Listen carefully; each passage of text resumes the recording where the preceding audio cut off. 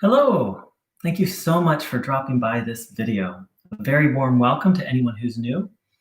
This is part 4 in a series on the authentic teachings of Christ.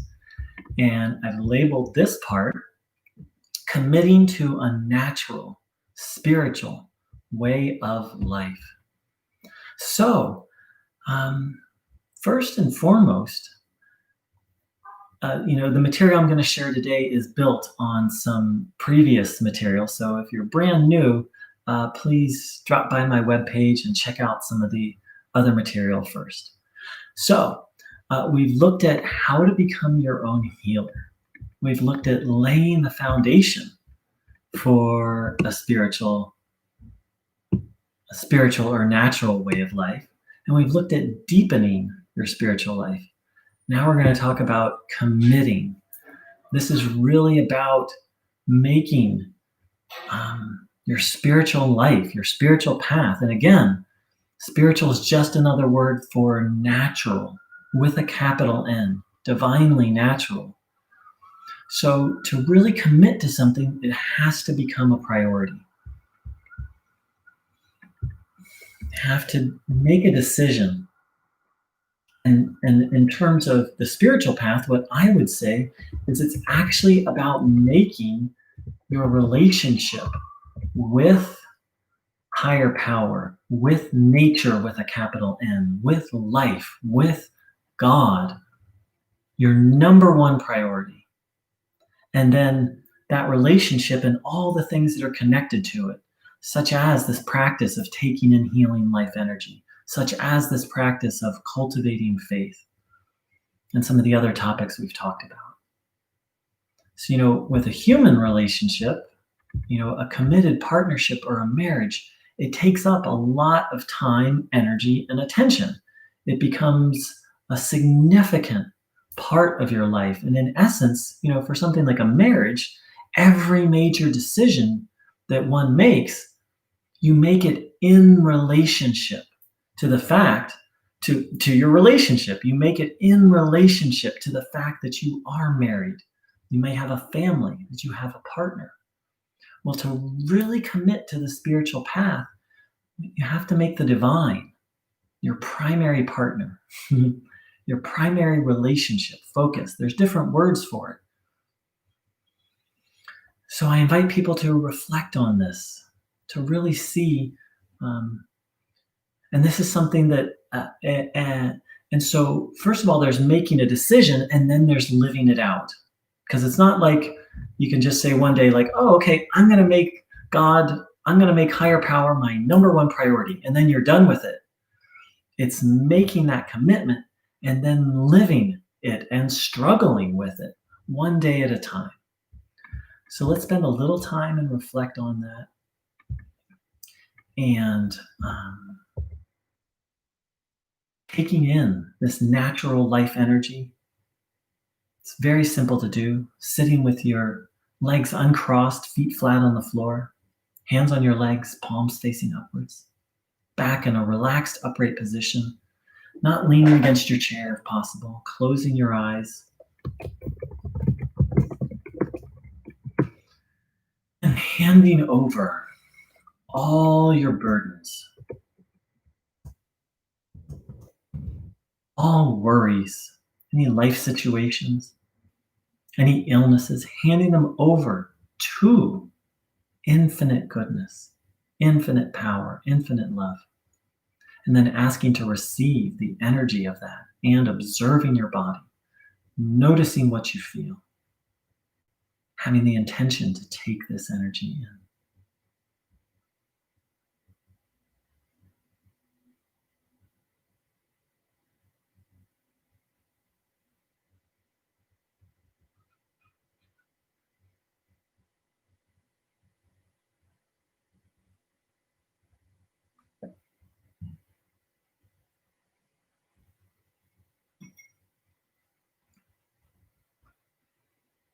Just bringing your attention back to observing your body.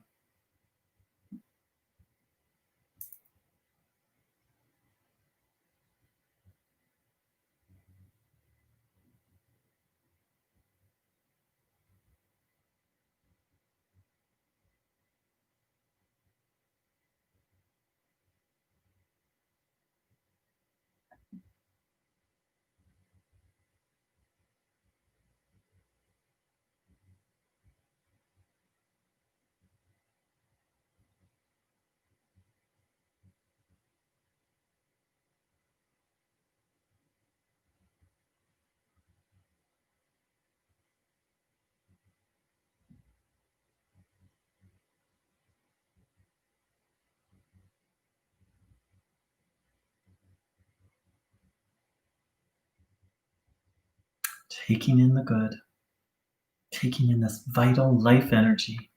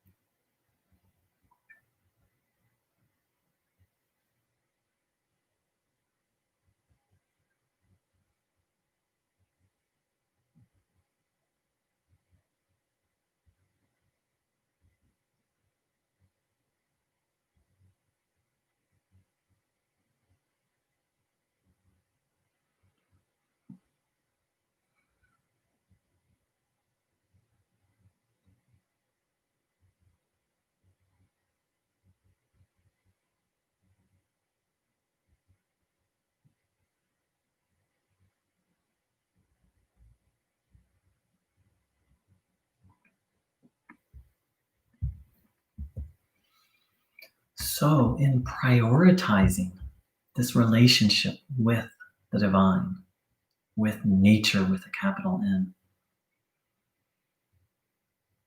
one of the essential things to do is learning how to feel connected to it. Now, through this simple practice of tuning in, of taking in this energy, most people feel very connected to a very sacred reality. And the question is how to do that as you go throughout your day when you're not sitting with your eyes closed, meditating with your attention turned within. How to do that when attention is turned without?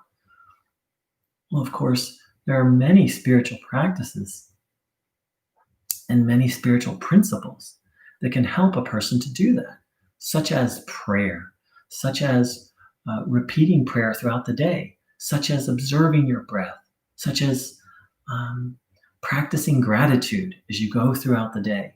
But you can actually also practice tuning in as you move through the day, taking in this energy. You can literally observe your body as you go throughout the day. Now, it's a process. First of all, we learn how to feel connected with our eyes closed, sitting, doing nothing else. And then comes the real work of learning how to meditate as we go throughout the day. It's something that I personally have been on the spiritual path for at this point over 30 years, and it's something that I work at, I succeed at, and I struggle at, and some days I fail at every day. And yet it is a worthwhile endeavor because this feeling of connection with the divine, it's everything. It helps us to feel whole and complete. Now, another beautiful way to do this is to maintain faith throughout the day, to remind ourselves things such as nothing is incurable, or the good will prevail, meaning that this divine energy of harmony eventually will solve every problem.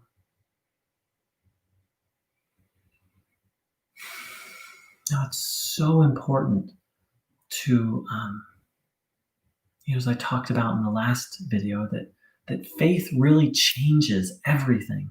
And by faith, I mean trust. I don't necessarily mean faith in a doctrine, because it allows us to face calamity and respond with serenity. Meaning, when things don't go our way, if we have faith, the thing not going our way isn't going to devastate us. Doesn't mean we're going to like it, but it allows us to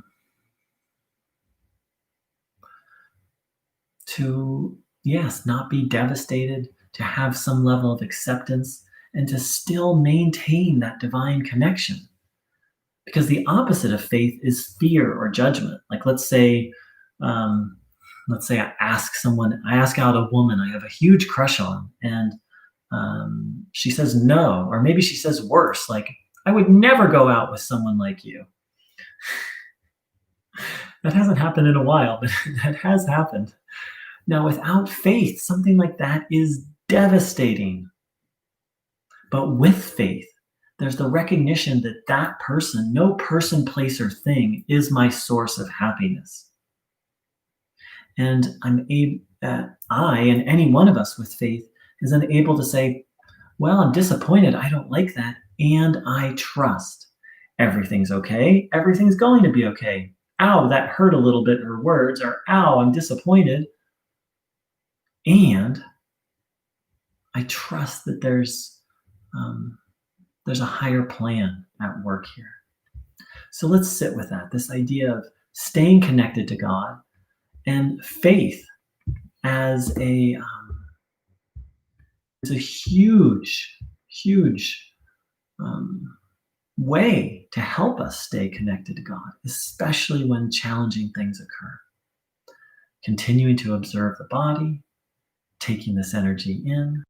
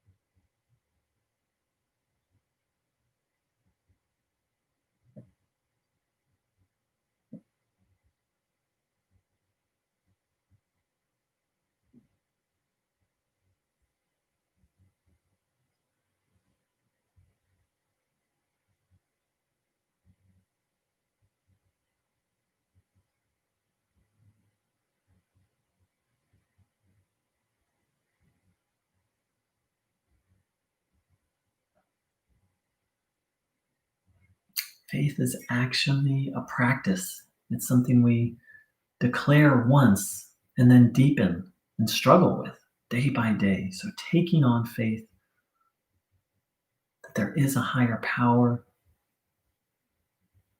orchestrating and guiding everything, which leads us to one of most people's deepest block to faith.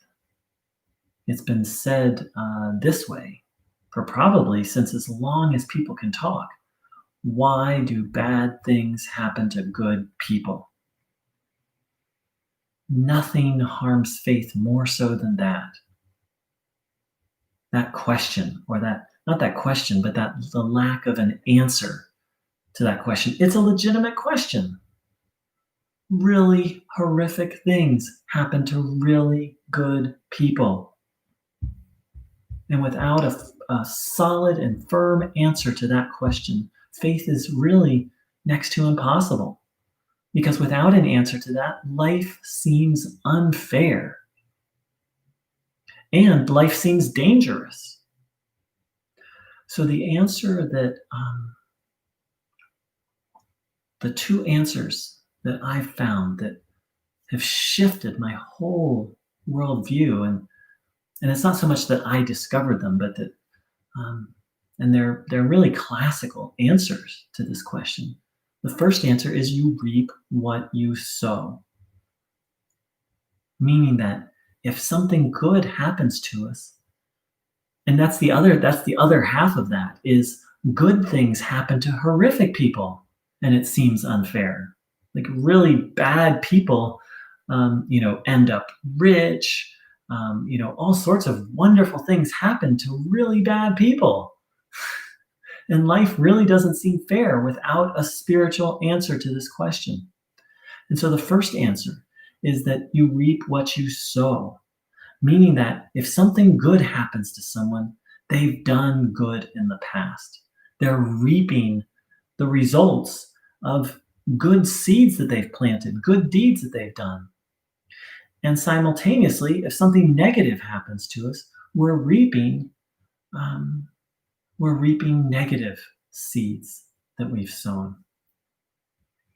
And there's a second answer to that that takes us even deeper into faith, and that's that um, the divine is in charge of everything, and only things that balance out this reaping what you sow, what I just mentioned, or that things happen to serve learning. Things, negative things, happen to support our learning. Now, this can be a hard one to swallow because when the negative thing is happening, it can seem awful. However, with hindsight and with letting go of the resentment that something happened, 100% of the time, and I challenge anyone to show me how this isn't true. I found it to be true 100% of the time. Every negative thing that's happened to me actually served a purpose. And generally, it was a purpose of learning. And I've been down the hole. I've almost committed suicide. I've been in a psych ward 3 times, multiple addictions, horrific health issues, um, horrific betrayals, people stealing money. I was involved in 2 cults and made it out, survived. I have, and I can honestly say it's necessary to let go of the resentment and be open to this idea that every single one of those things served my spiritual growth. Do I like any of them? No.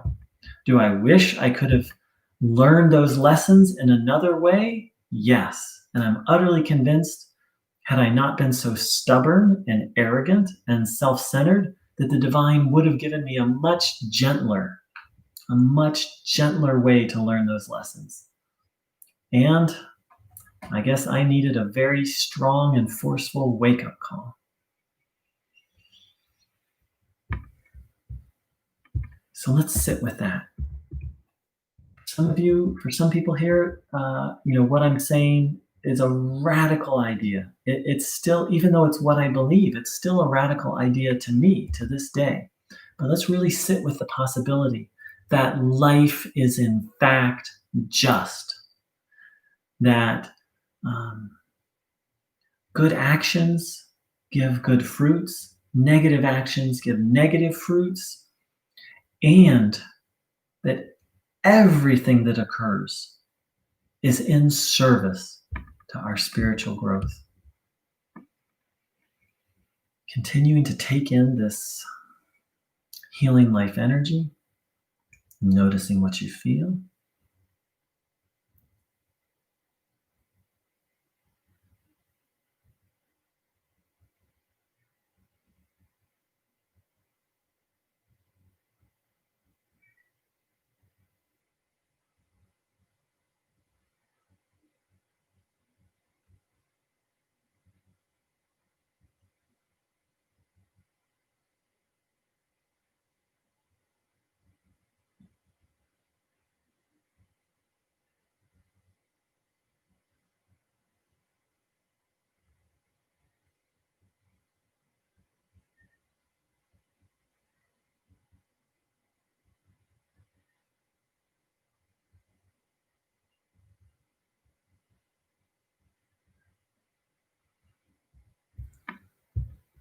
Having the intention, the will to take this energy in,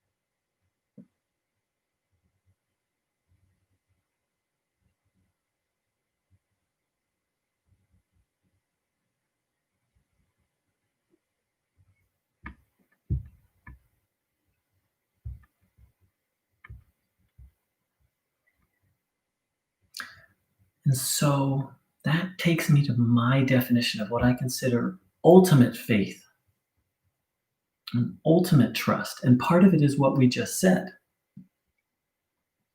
that everything, everything that occurs is in essence is in service to life. To believe otherwise is to believe in an unfair or unjust universe. In essence, to believe that God isn't fair, that life isn't fair. But to take it even a bit deeper, if we look around this world today, much less our own individual lives, much less our neighborhood, there's a lot of suffering and pain and disease in this world. And it's been going on for thousands, we don't know, since at least, since recorded history, there's been a lot of suffering on this planet.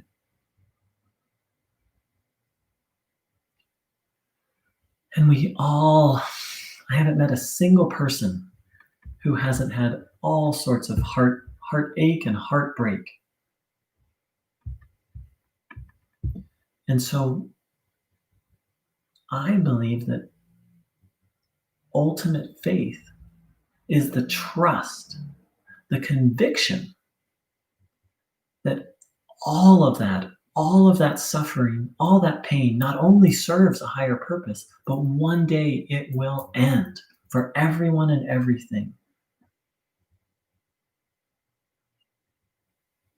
That the happily forever after that we see in movies that just makes us so happy is actually inevitable for everyone and everything. That's my understanding of what absolute faith is. And so you may have noticed that this definition of faith is very different from a standard religious definition of faith, which is generally faith in an organization, faith in a particular spiritual book, or faith in a particular spiritual leader. And I would like to offer a definition of the difference between religion and spirituality. And so for me, I don't think I'm alone in this idea that religion is always based on having to rely on an intermediary, such as an organization, a spiritual book, or a spiritual leader. Now, I'm not saying those things are bad. I participate in all of them. I read various scriptures. I spend time with different spiritual teachers and spiritual leaders, and I participate in different religious and spiritual organizations. However, what I call religious consciousness is that you have to have those things and you have to follow those things. Whereas what I'm going to call spiritual consciousness is that ultimately what you have to do is follow the divine, follow God, follow that we talked about in the last video, your soul, the place where the divine lives inside of you. And not just believe something just because, oh, it's written in this book, or oh, this spiritual teacher taught it, or oh, this spiritual organization taught it. But because something inside of you, not the mind, deeper than the mind, has listened deeply and said, yes, I believe that's true. And so ultimately,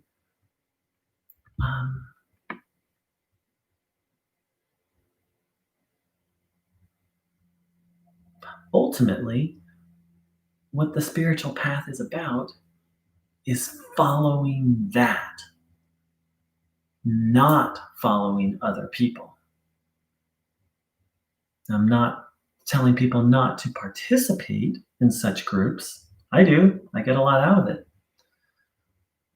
But I'm very crystal clear that ultimately it's about me and source. It's about me and spirit. And it's being in relationship to that and following only that.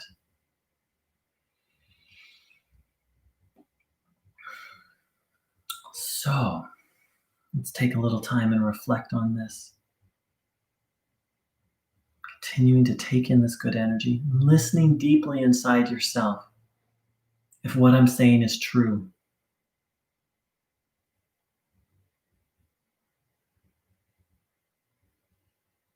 Noticing what you feel,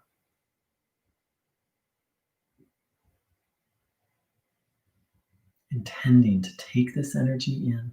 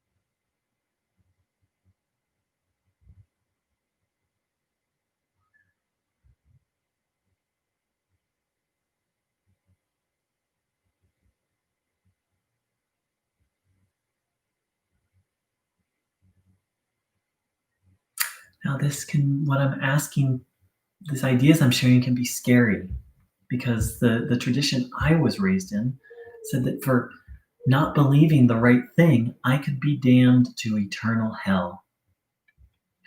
So I recognize that what I'm asking is not a little thing, but ultimately what I'm inviting people to is relying on the source of creation, relying on that which gave us this life,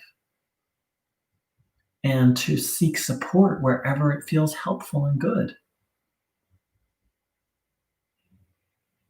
And personally, and I spoke about this a little bit earlier, is I'm a, and again, you have to find out for yourself.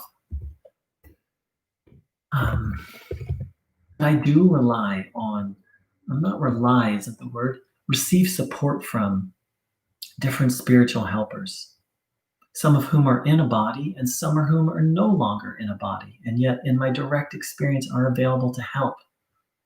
And I'm not alone in this. People, throughout religion, various religions have the experience when they call out on a pure, true being for help, that help comes. And that's how we can tell the difference between a true helper and someone with an agenda. Is that a true helper is only there to help us get connected to and rely on the divine.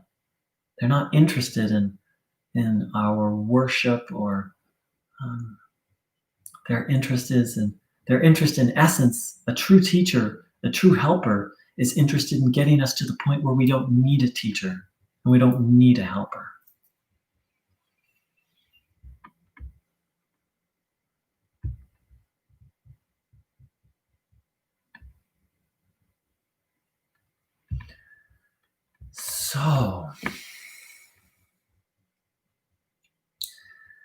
So a huge part of making our natural spiritual life, number one, is noticing what's not working, noticing what disconnects us from the divine, noticing what habits are harmful, and then working and asking for divine help to be freed from those habits. A beautiful way to do this is at the end of the day to reflect on your day. A very short version is just to reflect on what went well, what didn't go well, to celebrate the things that went well, and to regret the things that didn't go well and really determine to do better next time. A slightly longer version of that is literally to review the entire day, let the entire day unfold before your mind's eye. And notice not just what actions, but what thoughts, what words that were spoken were not harmonious, were harmful to self or to other, and to firmly determine to do differently. Now, this is a very powerful practice. I've been doing this now for a couple of years at the time of this video, and I'm to the point where I can remember so many details. It's amazing. I can remember people I walked past. I can remember exact words that were said. I can even remember, oh, when I was on my walk and I was at this point on my walk, I thought this. I don't have it down perfect yet. Don't know if I ever will. I think I will at some point, but when that happens, don't know. But this is so powerful because so many of the things we do, we're not even aware of. This came really clear to me when I used to go to a weekly event. And there was this person at the event I didn't like. And so every week, I would just kind of have this judgment towards them, and I would feel this yucky feeling. And it didn't feel good, but it wasn't a big deal. But so what? And in doing my nighttime review, one week I caught it. And I said, oh my God, I've been doing this for over a year, and I wasn't even aware of it. So then I decided, okay, I really want to stop this. It doesn't feel good to have this yucky feeling every time I see this person.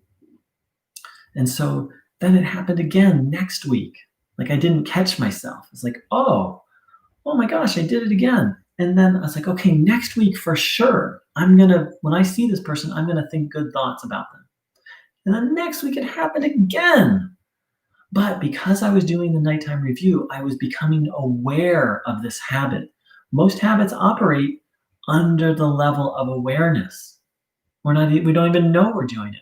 And the week after that, when I saw this person, I thought to myself, this is a divine child of God, and this person's doing the best they can. And I kept reinforcing it week after week until I broke that habit. Now, every time I see that person, I have positive thoughts about them. And sometimes I have a negative thought, but I catch it immediately.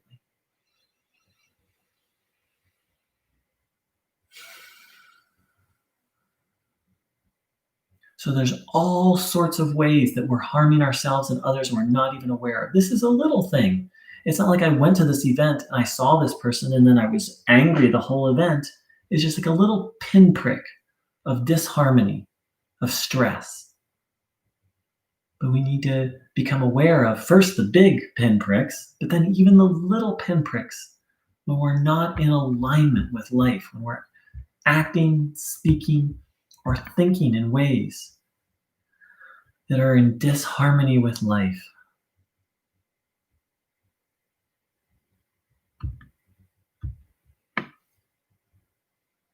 So let's sit with all this, continuing to take in the good energy, noticing what you feel.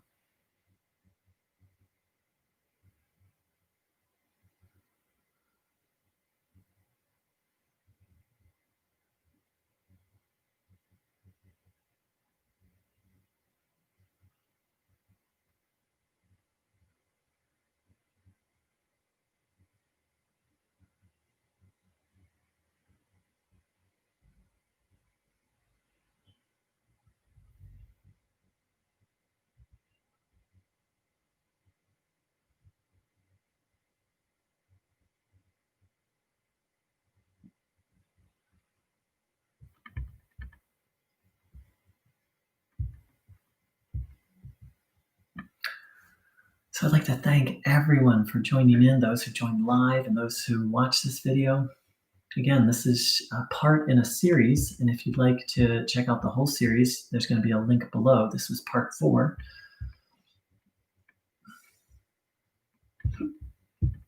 Thank you for saying hi, Magdalena. Thank you for saying hi, Germana.